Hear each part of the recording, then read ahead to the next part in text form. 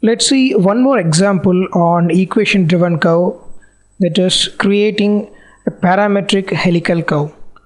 I will look into SolidWorks.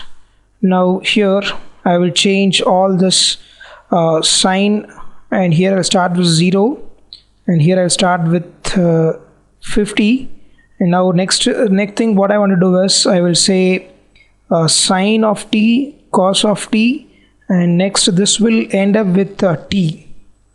Okay, now you can see if I make it as isometric view, now you can see it has created an helical curve. And if I enter the value as 4 here and value as 4 here, I will make it as multiplication, and here once again multiplication. Now we can see the size of the helical is changed and the helical curve is created using equation. That's all about equation driven curve in SolidWorks.